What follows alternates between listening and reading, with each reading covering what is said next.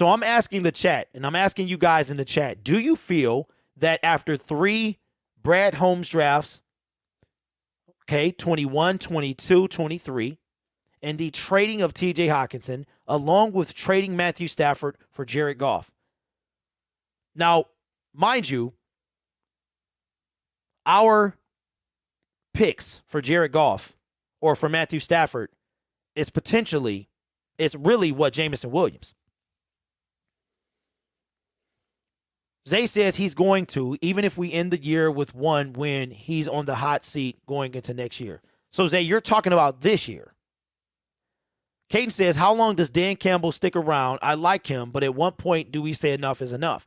And that's what we're talking about now. AP says, should have tried to get a first-round pick for Hawkinson since he does have a Pro Bowl. Well, according to Mr. Poole, which I believe, that's what they tried to. I believe they actually tried. I do. I think it was a combination of things as to why they traded him for what they did. One, he had a year and a half left.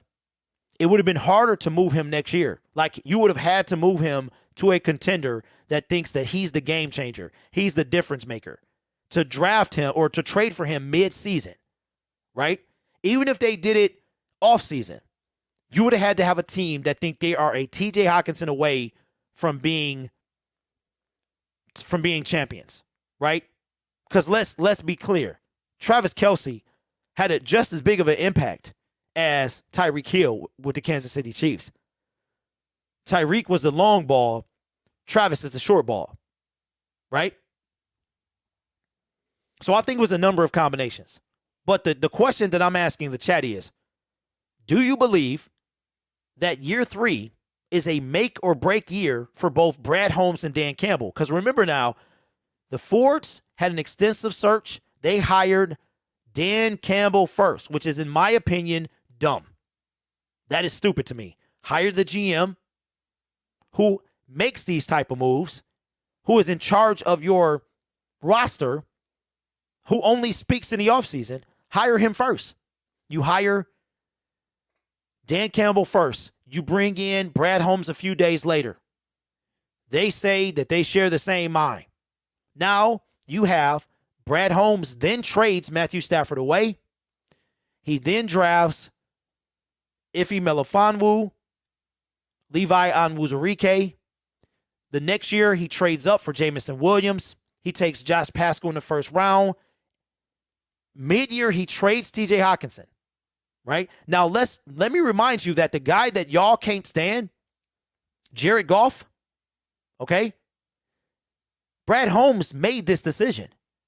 He made that move. He is responsible for that. Y'all can't stand this man. But he didn't make the decision to become a Detroit Lion.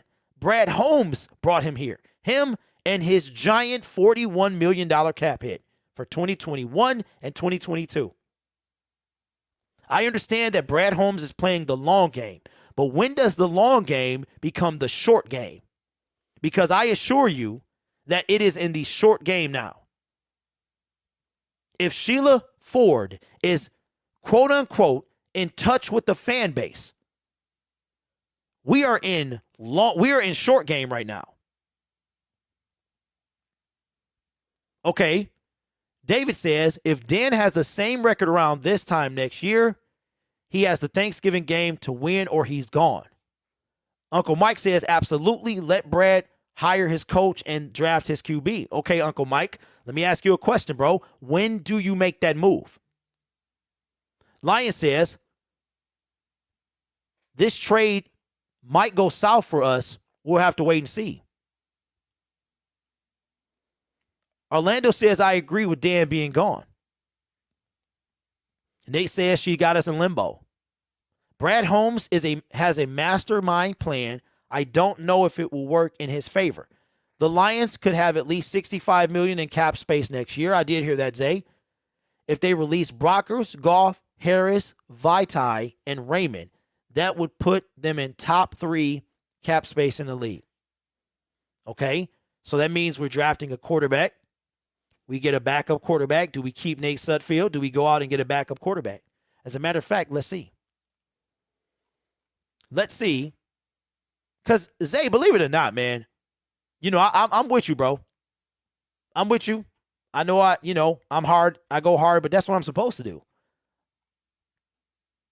So here are the top 10 free agent quarterbacks in 2023.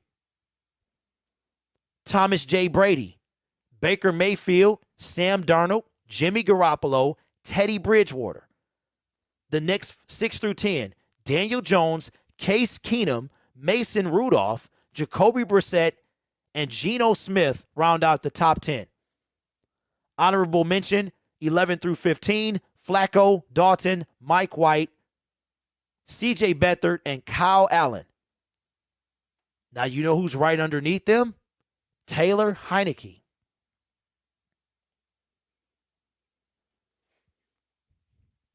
Okay. So, knowledge says Dan Campbell is on the hot seat, but Brad Holmes will be right behind him if in year 3 the right moves aren't made. Okay, so let's listen.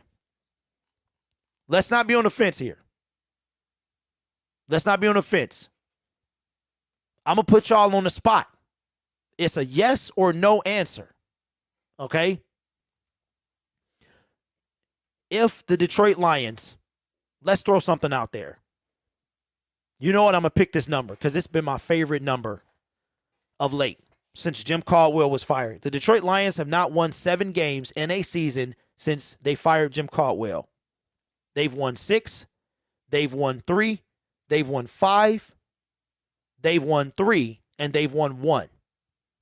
All right? If the Detroit Lions are, let's be a little nicer. Let's be a little nicer. What could we say that would get these guys fired?